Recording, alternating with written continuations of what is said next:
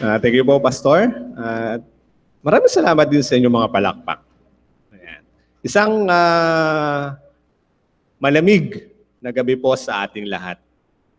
At ngayon po, sa ikalawang simbang gabi, sabi nga po, alam niyo nung bago magsimbang gabi, ang sabi po ay, pag daw po nabuo nyo ang simbang gabi, meron daw kayong prize na makukuha.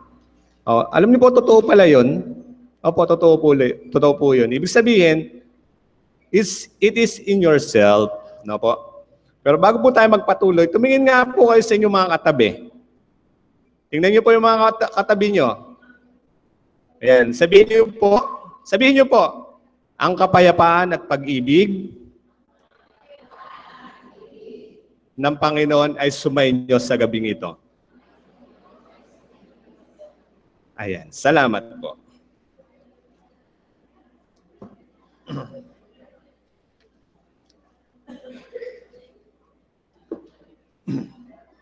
Sa gabi pong ito, ang dadalhin ko pong mensahe sa inyo ay ang katauhan ni David. Si David po, kung nakikilala nyo naman, mula pa pagkabata, kilala nyo na si David, di po ba? Siguro po, maliit pa lang kayo. Lalo na pag mga nagsa-Sunday school, kilala to si David. Sino pong hindi nakakilala kay David? Yung pong anak ni Ate Roda yun, si David. Pero alam niyo po, ang batang ito, si David, ay napakasimple. Hindi po si David ni Ate Roda, ha? Yung po si David na dadalhin ko sa mensahe sa gabing ito.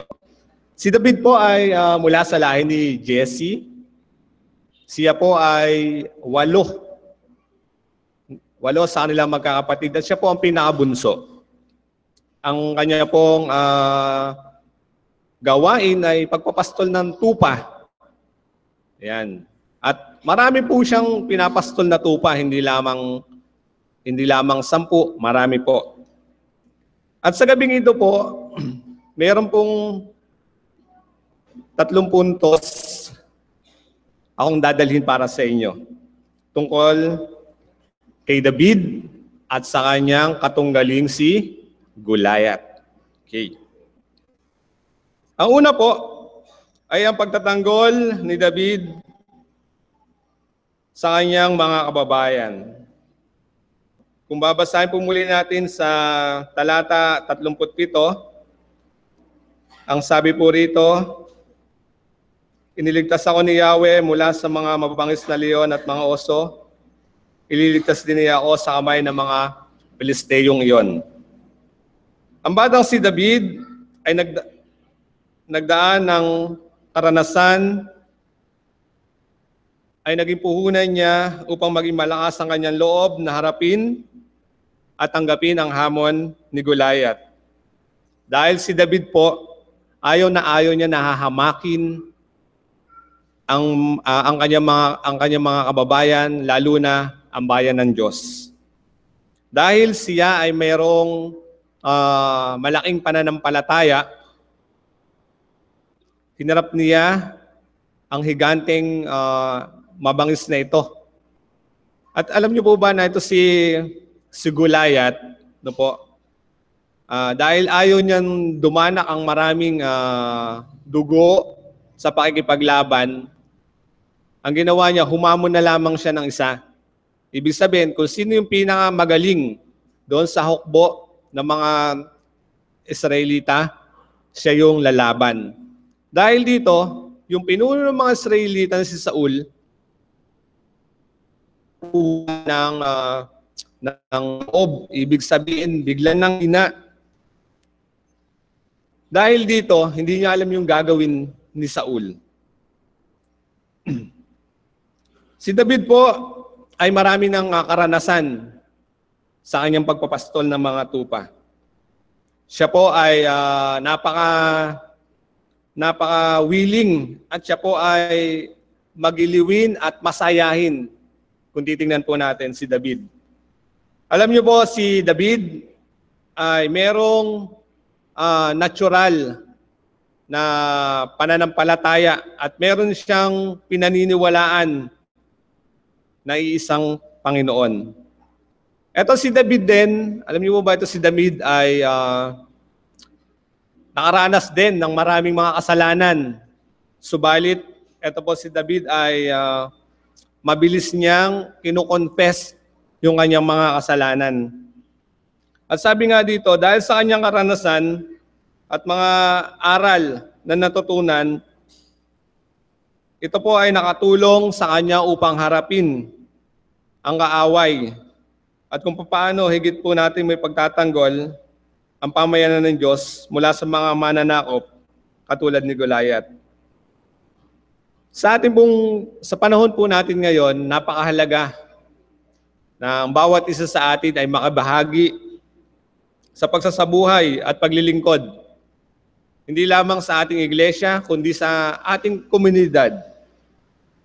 Ito po ay upang maranasan din nila at makita rin din nila na ang mga taong simbahan ay marunong makisalamuha sa mga nasa labas at sa mahihirap lalo na.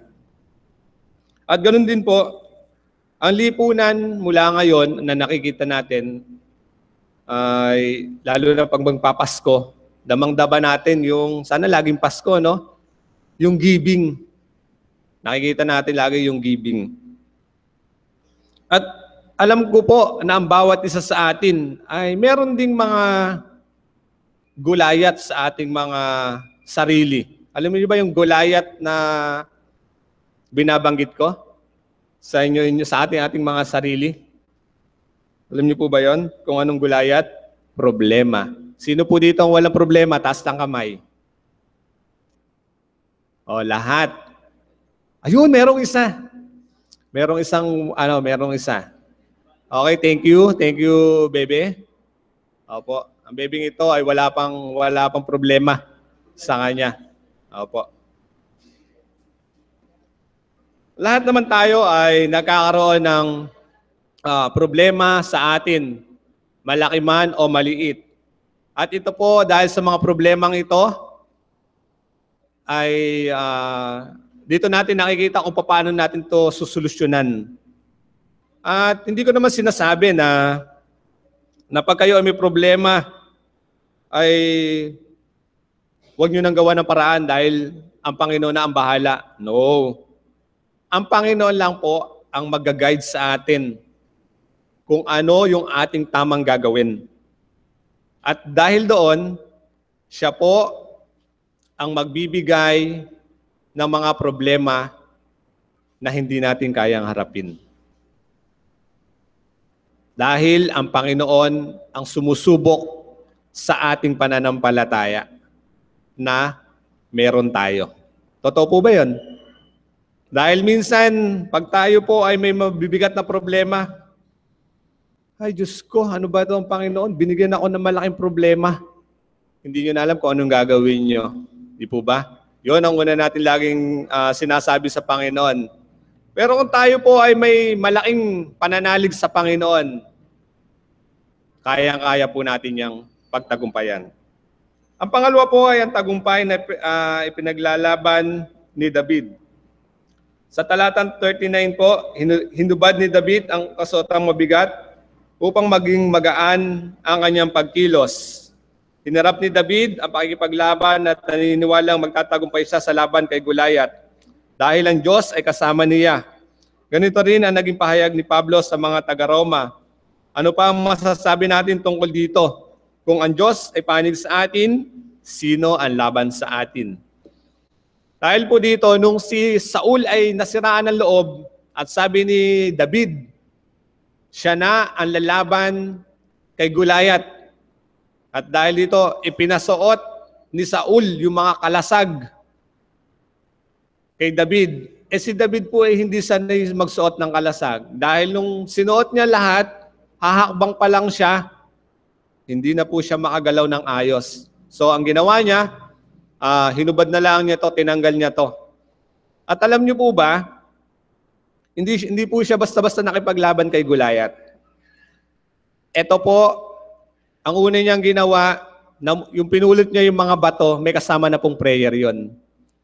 At sa pamumulot niya ng bato, ang pinili niya po, yung mga pinakamagagandang bato, yung batong buhay. Yun po talaga yung hinanap niya.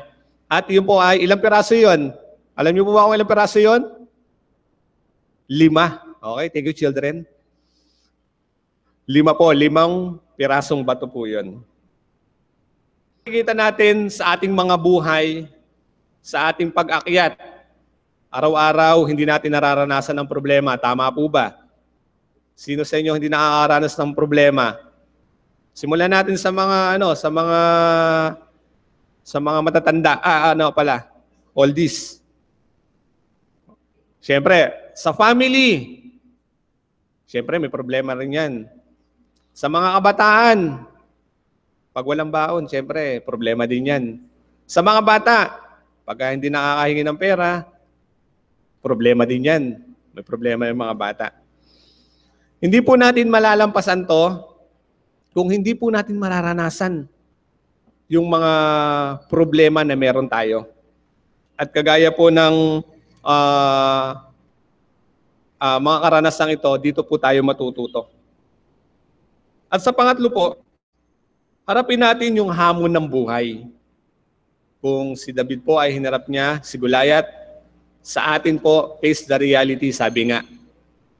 Sabihin nyo nga po sa katabi nyo. At tingin kayo sa katabi nyo. May problema ka ba?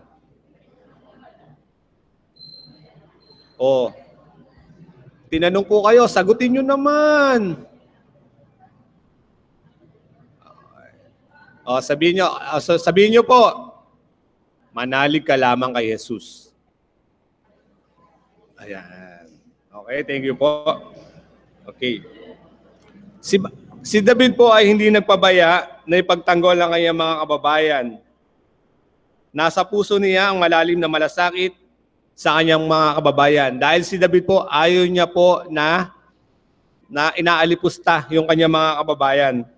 Taglay ni David ang lakas ng loob at paniniwala dahil batid niya na ang Diyos ang kanyang katuwang, kakampi at hindi nagpapabaya sa mga taong nagtitiwala sa kanyang ganap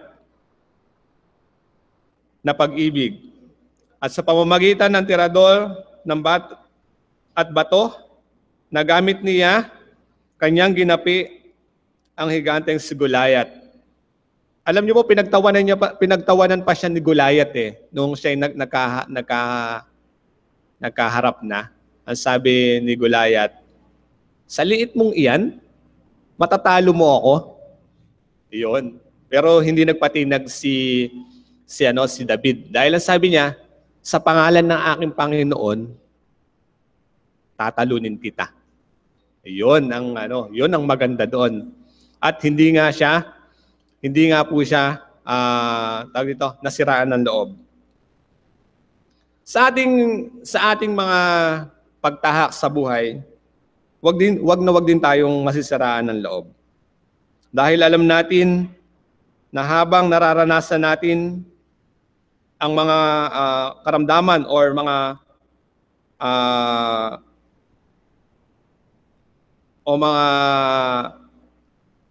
hinaing natin sa buhay, nakikita natin kung gaano kalalim ang pag-ibig ng ating Panginoon. Hindi nawawala ang pag-asa hanggang sa huling hininga ng ating mga buhay. Sapagat alam nating nananalo tayo sa labanan, wag lang natin isusuko ang ating mga buhay. Sana'y maunawaan din natin at may padama bilang iglesia ang malalim at malasakit sa ating mga kababayan na nangangailangan ng ating paglilingkod. Hindi lamang sa patuloy ng ating panalangin, kundi makisama tayo at makisangkot sa ating pamayanan upang maproteksyonan ang maliliit nating mga kababayan at bansa laban sa ating paligid. Tulad ni David, kahit batang nagpapastol, siya ay mayroong pagpapahalaga sa kanyang mga alagang tupa. Gaano pa kaya ang hindi niya pagpapahalaga sa kanyang mga kapatid at kababayan na umaharap sa pakikipaglaban. Ginapi niya ang higanteng naghahamon at nagtatawa sa kanyang Diyos. Huwag nating hayaan na mamayani ang anumang krisis at suliranin sa ating mga sarili, ganun din sa ating iglesia.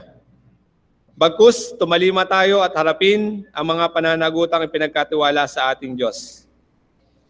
Naway ang pagkasi ng Diyos sa pamamagitan ng kanyang dakilang presensya ang patuloy na magbigay sa atin ng kalakasan at ipagkaloob sa atin ang tagumpay sa bawat hamon ng ating buhay. At kung tayo po ay laging may paniniwala at may pananalig sa ating Panginoon, at lagi po nating ipapakita yung ating mistake sa Panginoon, huwag po tayong laging hiling ng hiling. Minsan, i-ano po natin, minsan ang Diyos atin din pong sabihan kung ano yung gusto para sa atin. Hamunin natin ang Diyos. Huwag po yung tayo ay laging hiling ng hiling. Panginoon, sana po ganito, sana po bukas bigyan niyo po ako ng ganito. No. Hamunin po natin ang Panginoon. At sigurado, tinitiyak ko po sa inyo, ipagkakalob ng Panginoon ang inyong hinihiling na gusto ninyo. Tayo po'y manalangin. Panginoon, maraming salamat po sa buhay at kalakasan na binigay niyo sa bawat isa sa amin. Ganun din po, Panginoon, alam namin na ang bawat isa sa amin ay may mga gulayat na nararanasan sa aming mga buhay. Subalit, kung kami ay patuloy na nanalig sa iyo, hindi mo kami pababayaan.